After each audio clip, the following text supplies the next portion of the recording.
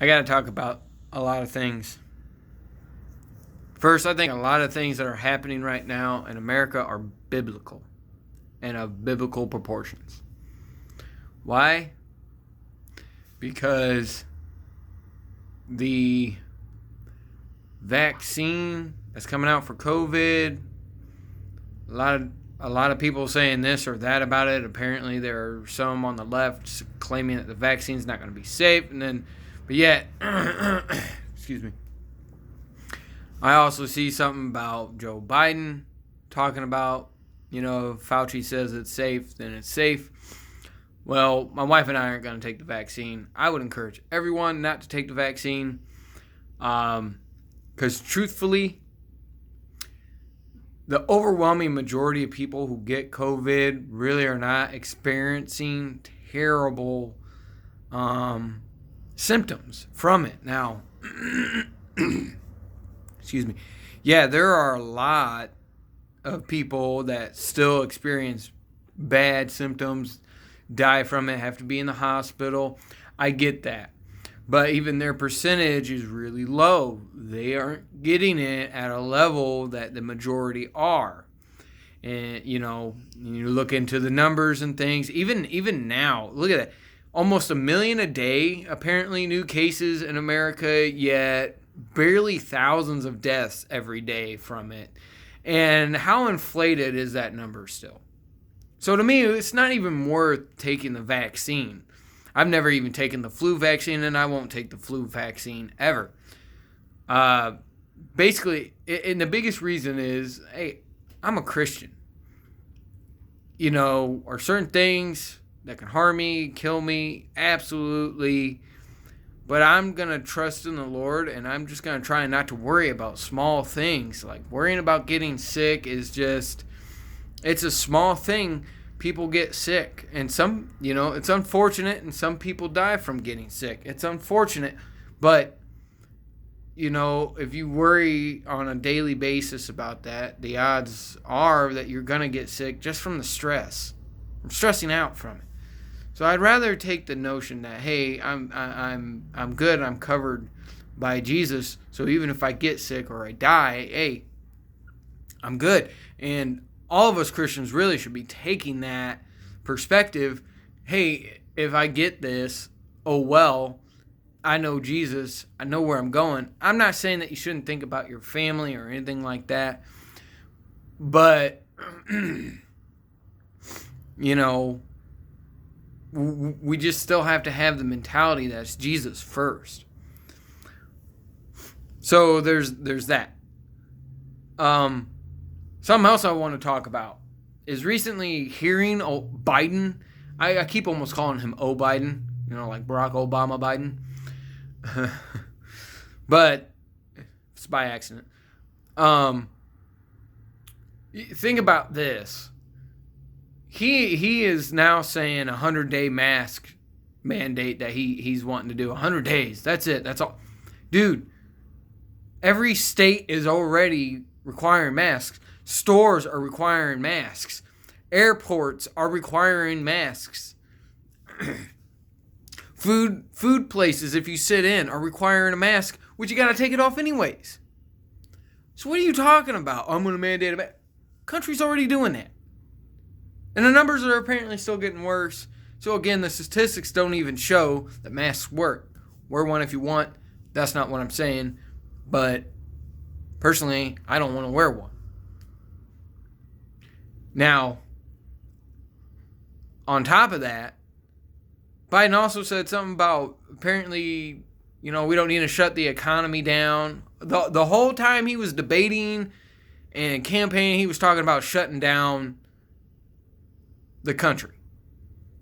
When a lot of states are already on shutdowns, other states have refused to do it because they're like, it didn't work the first time.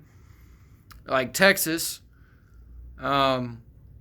Indiana so far has not shut down in total again. I know Fort Wayne or an area near Fort Wayne has not necessarily locked down, but increased some of their guidelines. Yeah.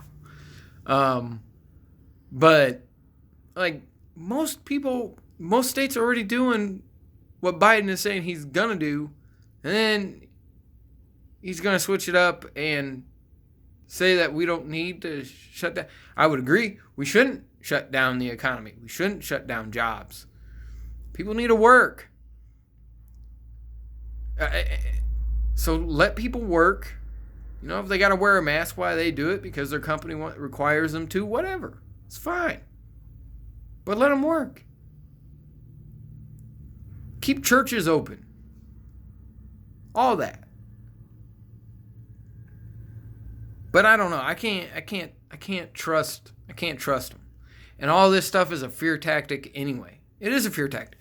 Because when you look at all these guidelines that they're putting forth, saying, oh, it's going to save your life, it's going to save your life. Well, it's not even 1%. It's not killing 1% of people that get it. So the people that are dying, the ones that need to stay safe from it, are those with pre-existing conditions. And even then, like, there isn't numbers to support that those that died with heart disease and had COVID, that it was COVID that killed them. Because if it was a heart attack, it was his heart disease that got that person. It wasn't COVID. Did COVID help? Maybe not. But more than likely it was because of the heart disease, not because of COVID. So really, they're the only ones that need to really think about this. Because the study is even showing even older people really, it was at first reported that older people are dying, 70 and up. Well, now, even apparently that number is dwindling. I haven't checked, so don't quote me on it. But it's interesting. So who are you really saving? You're not saving anything. You're spreading fear. You just want people to bow down. And no, we shouldn't put on a mask just because the government tells us. We shouldn't social distance just because the government tells us. And we shouldn't shut down because the government tells us. Kudos to business people that have been trying to find loopholes through these shutdowns because they're unconstitutional anyway. These shutdowns are unconstitutional. Kudos to the Supreme Court telling Cuomo, no, he can't shut down churches. Well, why can't you tell him his shutdown in general is unconstitutional? They don't have that right. There's a reason our Constitution is constructed the way it's constructed, is so that our leaders cannot have too much power, and that is them doing shutdowns is allowing too much power into their hands. And we shouldn't allow it. You go, oh, well, it's saving lives. It's about saving. No, it's not. It's about control. Because if it wasn't about control, these liberals who have been shutting down their states, shutting down their cities, been putting these guidelines in place, guess what? They're not even following them themselves. Cuomo got caught in an interview pretty much saying that he was going to defy his own guidelines. And then changed it up after he realized he made an oops, which probably wasn't really an oops. If you see what they are doing and you don't think that it's a fear tactic, look at what they're doing. Mayor Lightfoot, Gavin Newsom, the mayor in Denver. There's another mayor in I forget which state. And another governor. I mean, all these people have not followed their own guidelines. But it's not a fear tactic. It's saving lives. Why aren't they doing it then? Aren't they worried about their life? Apparently not. So, I think a lot of this is just, it's biblical. It's coming to a point where the direction the world is going, and America's not too far behind. They're behind, thankfully. But once America joins in, prepare for one world order. And Christians, you know what one world order will bring. Now, I'm not saying it's coming from the left or the right, although I do think mostly it's the leftists that want to help bring America into the one world organization. But there are some questionable people on the right too, and like I only trust a few. Really, the ones I trust are here in Indiana, and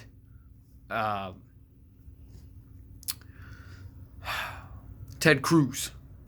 I trust Ted Cruz, but mostly because I think he lives on faith first before anything else. And I don't care who you are. That's important. That's more important than just being a politician. You got to stand for something. If you don't stand for something, you'll fall for anything. And we're seeing that in this world anyways, right? People not standing for something, so they fall for everything. Or at least everything the fake media tells you. Big media. I jumped right in, stopped watching Fox News. I was already skeptical of Fox News on some cases anyways, but now even more because even they have gone, this fraud stuff is baseless. And no, when there are sworn affidavits, that's evidence. Like Brandon Tatum's been saying, it's not proof, but it's evidence. So it's not baseless claims. Otherwise, you're telling everybody that's signing these affidavits are lying. Which if they're lying, that's 5 to 15 years. I think it's 15 years max in prison if they're caught lying. Think about that. And these people know that. On OAN, they were interviewing the whistleblower from Pennsylvania and Wisconsin. And asked them both, you do realize that it's under penalty of perjury? And they're like, yeah. So they know. These people know. So if it's baseless, then these people are blatant liars, and there's a problem. So we have to stop saying there's no evidence and falling for no evidence. I'm not saying there is fraud. I'm saying there's evidence of fraud, and that evidence are from those affidavits, from those witnesses. And now you have a Georgia thing that came out. That Georgia video. Ooh. If you don't trust that, watch Hodge Twins. They have it. Newsmax TV shared it. Chris Salcedo for Newsmax has now shared it. It's going on and on. Questionable stuff. And I know you're going to say, well, how does this have anything to do with biblical? Well, one, the liberals in certain states, certain cities, wanting to control the people with these mandates. That control, then not to mention Facebook and Twitter, right? They're censoring people. I saw Trump on Twitter was tweeting a whole bunch of videos from the Michigan and other hearings, and on his Twitter page there it was, this claim of fraud has been disputed. By who? Who's done any investigation? Did they do any investigating? Did they look deep into it and go, we found nothing? No, they haven't, and we know they haven't. So no, I won't.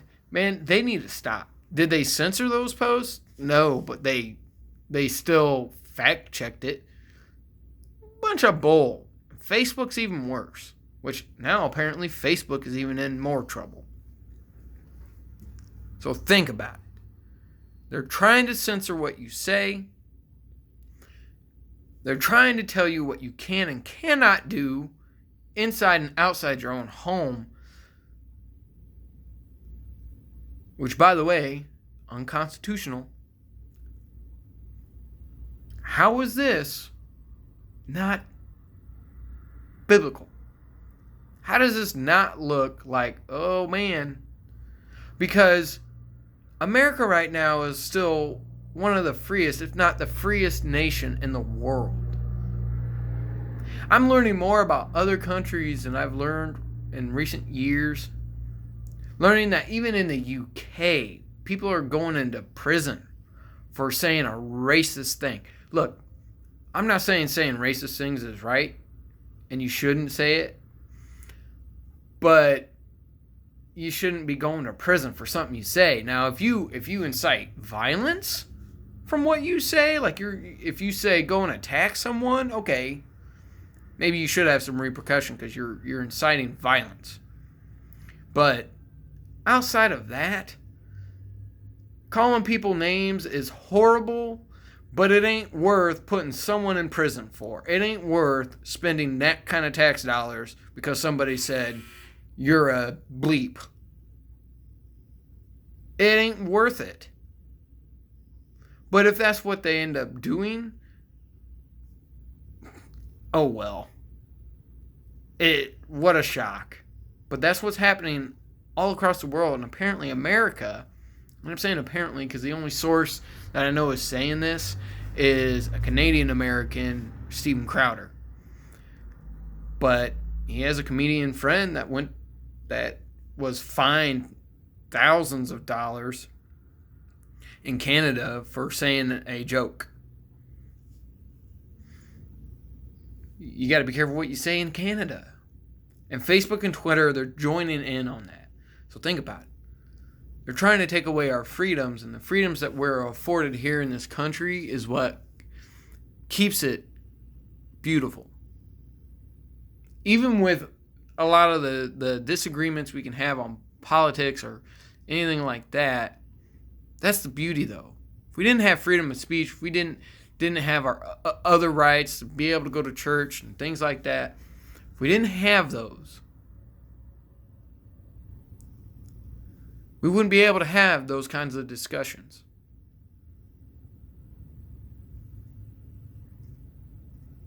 And they are trying to take that stuff away. And if you think they're not, you're really not looking into enough as it is. All you got to do is look into policies, hear what they're saying, and see what they're doing. Are they doing what they're saying? Are they leading by example? Jesus did all the time. And as a Christian, man, there is no better leader ever. Jesus walked the walk and he talked the talk. He did it all. If he said, love your neighbor, he loved his neighbor. He did. And he taught us what that meant, how that looked. Because he did it time and time again.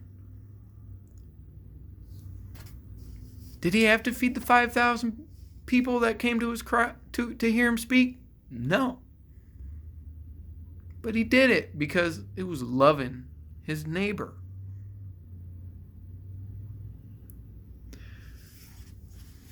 So when you look into leadership, you should be looking into people that are more like Jesus, that walk the walk. They do what they say. Not just, I'm going to tell you what to do, and then you got to do it, but I'm not going to do it. It's not do as I say, not as I do. It's not like that, and it shouldn't be. But I think we need to pray. We need to be praying. You need to be ready. Get that heart, get that mind ready.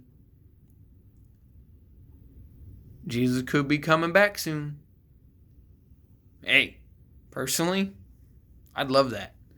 In this crazy world, don't care. I'm ready to go home. But I mean that in a good way. Who wouldn't want to be with God? Especially a believer. If you are a true believer, you should be excited, ecstatic. Be like, going home. Going home. Yeah. That's how I view it. But we should still pray, should still fight, and keep on keeping on. See you around. Have a good one. God bless.